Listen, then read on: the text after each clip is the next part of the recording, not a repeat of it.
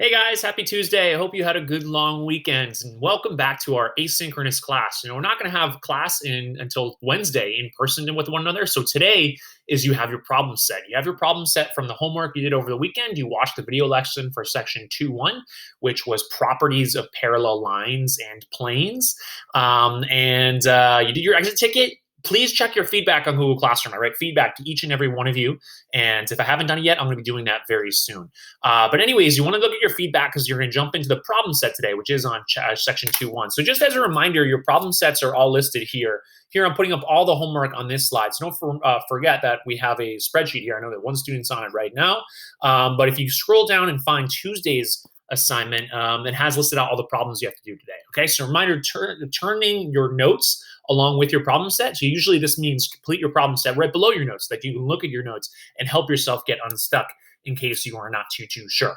Okay, so we're not going to do all problems on the problem set today. Remember, all the problems are here, okay? These should take up no more than a minute each or so, right, to just get you guys some quick practice and a quick introduction to the stuff, because you'll be able to practice later as well. So the things that I'm going to do right now to start my Tuesday, because it's 10 a.m. on Tuesday for me, is some of the problems that I think might kind of mislead you a little bit, or might need a little bit more explanation, or I might help walk you through. Again, with these geometry problem sets, do you get everything the first time through? No, you don't get everything the first time through, but maybe I can help guide you on some things so you can do a little bit better.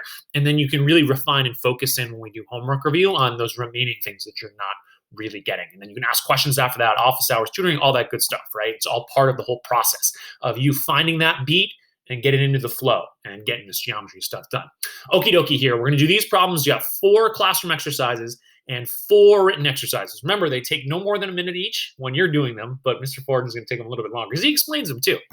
So anyways, check it out here. All right, question number 2. This should be a pretty easy one here. Classify each pair of angles as alternate interior angles, same side interior angles, corresponding angles, or none of these, okay? So anyways, when it says alternate or same side, it's talking about the transversal, whether you're on all alternate sides of the transversal or whether you're on the same side of the transversal. When it says interior, okay, when it says interior, that means the interior of the 2 lines that get crossed by the transversal. So we have interior here, interior here. Okay, so for these alternate interior and same side interior angles, you're talking about the inside, right? Inside of these 2 lines here, these 2 red lines get crossed, this is the interior of the 2 lines. So anyways, just a quick reminder of what you guys learned Friday and over the weekend, because we're going to apply that to this one. Angle 2 and angle 4. So let's check it out. What I'd recommend in these problems is to trace each angle. So here, angle 2, we have this one. And angle 4, we have this one. And what do we notice? I might actually change colors so you can actually kind of see here. We'll do purple and we'll do orange. We'll do orange right here. Okay. So they actually, this is the transversal right here, it looks like. And it looks like these are in the position 1, 2, 3, 4. 1, 2, 3, 4. It looks like these are both in position 2 right here. So these are in the same position in 2 different the two different angles that are created by the transversal. So these are corresponding angles. They have the corresponding spots on them, right? This is in the upper right. This is in the upper right. We're good to go, okay? So this is in the interior of the 2 lines that get caught by a transversal, and this is in the exterior of the 2 lines that get caught by this transversal. You can tell the transversal because the transversal is the one that has the share. So this angle here and this angle here share this blue line as a side of the angles. So that means that's the transversal, right? It cuts the other 2 lines, the 2 red lines. And that'll become more important a little bit later. Okay, so let's jump into the second one. We have here angle 7 and angle 15, what those angle pairs are. We have angle 7. So what tips on this one is I trace each angle. Here's angle 7. And angle 15, we'll switch to purple for you. Angle 15 is, can you find it? 15 is right here. So this looks like these are also going to be corresponding angles because they're in the same position, right? We have here the 2 sides of the 2 angles. That's going to indicate where the transversal line is, right? The transversal line. Remember, transversal is a line that intersects 2 other coplanar lines in different points. So it intersects this blue line right here and intersects this blue line right here. And that's why this red one is a transversal. And the transversal actually forms the sides of the 2 angle pairs that we care about. We're talking about corresponding angles, alternate interior angles, or same side interior angles. So here, 7 and 15 are in the same location, right? They're kind of in the bottom left corner here of where the 2 intersections are. with the transversal, this line in red, right? This is the transversal right here because it's cutting two lines, the two red lines. So that's transversal. Anyways, the transversal, bottom left, where the angles get created, that's also going to be corresponding angles. So I kind of chose these ones randomly. I didn't choose this last one randomly, but these are kind of random. And unfortunately, we got the same kinds. So anyways, do your best on the other ones, and hopefully you can correct your answers tomorrow in case you didn't get where alternate interior angles are or same side interior angles. Okay, so maybe just an example of where alternate interior angles are. Angles 2 and angles 7 would be alternate interior angles because these are in the interior of this line and this line, right? This would be the transversal in this instance. Angle 2 and angle 7 are on alternate sides of the transversal. So they're alternate angles, and then they're in the interior of the two lines cut by the transversal. Okay, I'm saying this very quickly because I don't want this video to go super long. Meet up with me. Come do problems with me in case you're kind of confused by this after we do homework or read tomorrow. Angle 7, angle 10, how about that one? So here I'm going to trace, and this is the one that I chose on purpose because somebody actually already asked me a question about this. But let's do it. So let's trace here. Angle 7, right there, and angle 10, right? Angle 10 is right here. So let's send a ray up that way. Let's send a ray up that way. So here, angle 7, angle 10 is right here. Angle 7 is up here. I trace both of them, and what do we notice here?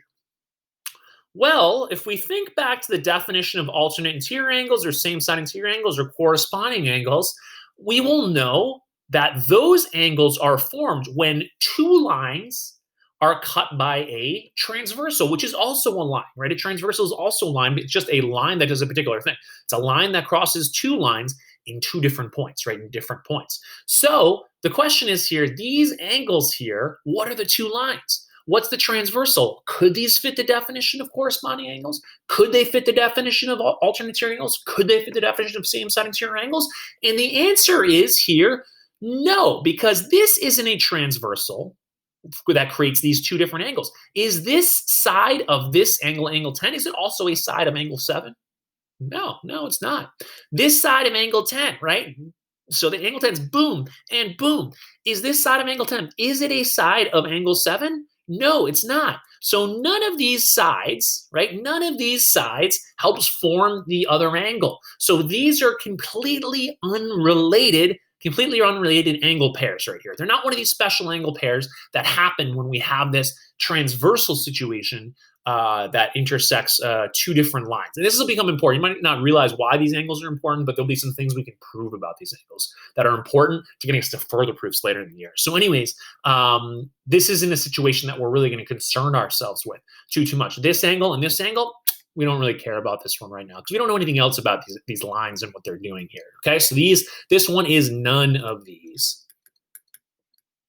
All right, let's keep on chugging. Ooh, we have number 8. Very nice. We have number 8. Let's check this one out. 11 and 14. Let's check this. Hopefully we'll get another special one here. Yes, 11 and 14. I like 11 and 14 because we're going to get not corresponding angles, but we'll get another special angle pair. There's angle 11. Okay, there's angle 11. And then let's get angle 14. Boom and boom. Do these share a side? That's usually a good indication if they share a side that they would be a special type of angles. And yes, they share a side. Check it out right here. The purple is on top of the red, so we have located the transversal. Oops. Transversal is right here, right? This blue line is the transversal right there. Very, very nice. And what's the deal with angle 14 versus angle 11?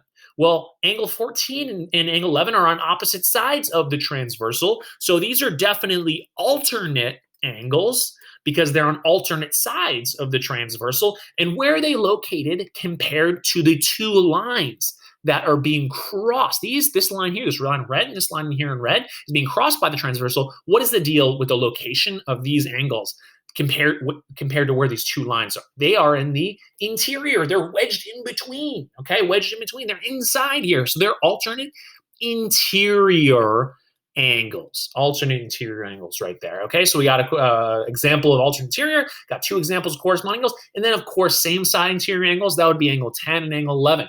right, would be same side interior because they're on the interior of the two cross lines, and they're on the same side of the transversal. 14 and 15, same side of transversal interior. So those are same side interior angles. Okay. Other alternate interior angle pair would be 10 and 15. 10 and 15. All right, keeping moving on here. We got here question 7, question 9. I put the number 4 on the exit ticket for over the weekend because I know people have trouble with that, because this guy, Mr. Fortin, has trouble with that. The first couple of years I taught geometry, I was like, whoa, I'm just like not really seeing it yet. So remember, sometimes it's hard to describe blue to a blind person, right? It's hard to describe blue to Euclid, right? It's hard to describe the color blue to people who lived before like 300 AD even, right? AD even, because a lot of most languages did not have the word for the color blue. So remember, it can just be hard to see things, right? In world and perceive things. And one of these is, how do I find angles, right? How do I make that process of seeing angles and how they get created a little bit easier? Because guys, this was tough on the exit ticket yesterday when you had to do this. You had to name 2 lines, and 2, we'll do that orange here, you need to name the transversal, okay, that formed each pair of angles. And a lot of people said this was, I don't even know what to do here. It got me now. And that was fine because I know it's tricky always sometimes the first time through. So the way I'm thinking about exit tickets now is that I'm going to try to put the hardest problem last, right? So you get some quick practice. Just check, did you watch the video? 4th question is like, where are you going to stumble on the homework? Let's see if I can get you some feedback on that one. So anyways, check this one out here. Angle 2, angle 3. My recommendation for doing this, make sure you're listening up now. I explained it on the exit ticket explained. So to do this, the quick trick is this, right? You're going to test this. It's super easy to do, is to, maybe you can sketch it out in your notebooks real quick, or if you have the textbook of yourself too, maybe you can trace really quickly and then erase it. You want to draw over the angles, okay? So if I do angle 2 right here, if I draw over, angle 2 is formed by that line and this line, or rays, right? They're rays, the lines containing those rays here. And so that's angle 2. And then the question is, angle 3, how are they related? Name the 2 lines in the transversal that forms the angles here. So now I got angle 3. I got that line here, and this line forms angle 3. And I think we got it. My gosh, I think we got it. Great Scott is what I'm going for you Back to the Future fans. And what we got here, angle 2, is this line and this line in going across the sort of quadrilateral here, and this line and this line here. It looks like this middle thing is the transversal. So the transversal is where they overlap. Write that down. Put it down in your notebooks, okay? Transversal equals overlap of the, 2 angles. Look, took me 8 seconds to write that down. And that's the trick. That's what I'm saying to you. That's what I want you to do in problems like this, okay? So we have here, so if we're going to do step 1 right now, 1, okay, the 2 lines that are crossed, 2 lines crossed are PQ, and we'll use the line notation right there, and SR, and use the line notation right there. And part 2 is the transversal. They're crossed by what transversal? And that would be line SQ. And we're good to go, right? Simple as that, okay? So I found that before I knew this as a trick, I found these problems confusing. Like, oh, please, if you can find it. I think this is the transverse. I think it's crossing these lines. No, trace out the angles here, okay? So now we got angle P. Let's do this. We got angle P right here. So lines right there. We got ourselves an angle. And then we have angle PSR. PSR is right here. And again, there are two angles here. So it's talking about the large angle. So we need 3 letters here. So I think I know where my transversal is. Okay, and very quickly, I found my transversal. So remember, transversal is where the overlap of the 2 angles is, the shared side here. So this is going to be my transversal, is going to be right here, is going to be PS. So I might as well put that down first. Transversal is line PS, and the 2 lines that got crossed by this transversal that forms the 2 angles. That's why we're tracing them. We're trying to talk about how the angles get formed, are PQ and SR, okay? So the 2 lines crossed are PQ and SR, and they got crossed by this transversal. Transversal, like you think about transverses, right? Goes across, right? What connects this line to this line, forming these two angles here, this obtuse angle here, and this larger acute angle right here. And that is lines PQ and SR, so the sides that are not shared between the two angles, and then the shared side between the angles, that's the third line. That's the transversal. That's the thing that's going to make this whole thing happen that we're going to study. Sections 2.2 and 2.3 are a lot of these transversals and proving whether or not lines are parallel. Because remember, transversals can go through lines that are coplanar, so those lines could either just be intersecting lines or parallel lines. They're not necessarily parallel. Okay, let's wrap this one up. These are always the hardest problems here now, right? What we just did isn't super hard, especially if you have watched this video and get the shortcut. It's pretty easy. These are ones where you need to think about it. I call these kind of thinking problems. People come in, they're like, I didn't get like 32 to 37 or 31 to 37. Is that what you have to do? I don't know. Anyway, spend a minute on these, come up with your best answers, and try to stay structured. Because again, I've taught you guys a little bit on how to do this, how to think through this in a structured way. That's what teachers' job's for. That's what I'm trying to do with you. So try to pay attention, try to get these structured tasks here. So I'll do 34 and 36. People always find, sometimes never, always never problems, a little bit tricky. But what you need to know, if it's always true, then it's true. Okay. If the statement can be true sometimes and not true other times, it's sometimes true. And if the statement's always going to be false, we can only think of counterexamples. For example, it's never true. Okay, so let's check this one out here. Two lines perpendicular to a third line are blank perpendicular to each other. Where have we talked about perpendicular lines in the world that we're dealing with? Which, if I remind you, is there we go. Three-dimensional. Oh, making so much noise. And it was all of it because Mr. Fortin didn't have his trusty cube out. There, I got my cube now. Okay, two lines perpendicular to a third line are blank to perpendicular to each other. So this is why I've been kind of all year, starting with section 1.1, our first section, I had you draw your first cubes. Because cubes are the best way we can think about things in space, think about features in space, and make arguments about them. It came back in section 1.9, the cube, because that was the section that we also did two planes intersecting one another. And they form a line, right? If two planes intersect one another. And other types of postulates and theorems related to points, lines, and planes. Anyway, for examples and counterexamples on these problems, I highly recommend you sketch out a cube to see if we can find any examples of this or any counterexamples. And that's going to inform our decision about whether or not these statements are always, sometimes, or never true. And it doesn't even have to be a good sketch, right, to get use out of this. It could be something like this, and we'll figure it out. All right, two lines perpendicular to a third line are blank perpendicular to each other. I can think, who can think of an example, right? This is where you're thinking. You got to think outside the box here.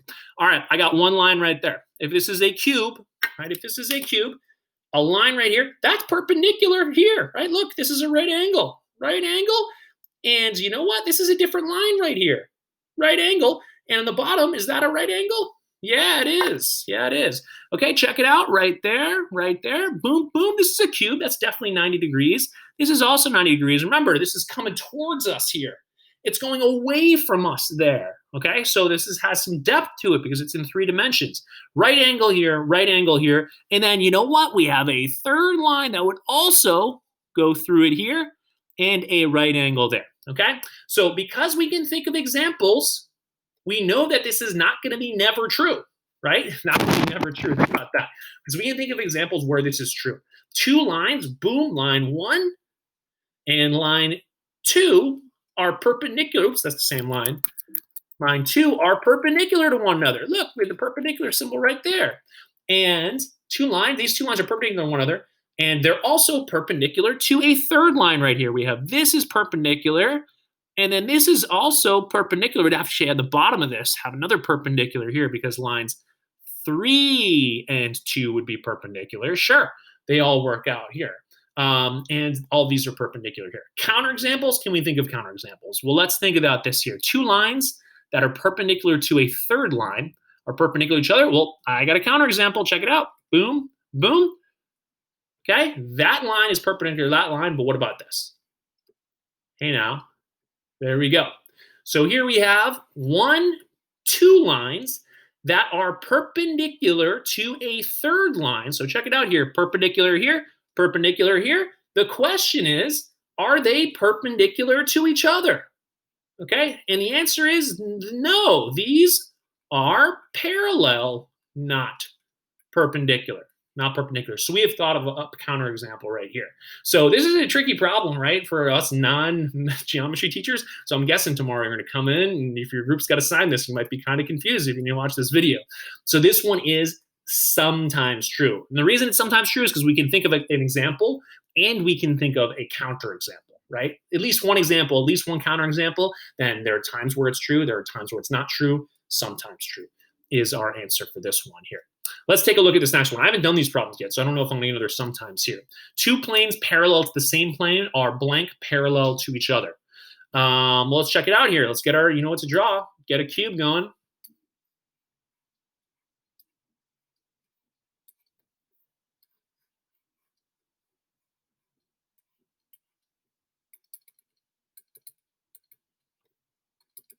You know, like it just got silent for a second. It's okay to have silence and get it set up. We're all good, man. So two planes parallel to the same plane are blank parallel to each other. So let's check it out. Boom, example. We got a plane up here. We got a plane up here. And guys, remember, a cube in space, are these all the planes that exist? This is everything in space. This is everything in our universe. No, heck no. There'd be a plane right here that goes on forever. But hey, there would be planes below this region of space. There'd be planes above. There'd be planes all around. Bro, man, that's not bro. Thing was lame. So, anyways, these two planes. Okay, two planes that are parallel to the same plane. Well, let's draw another plane in here. So, how about this? How about this plane? It kind of goes around, it goes through the middle, kind of cutting out a cross section of this.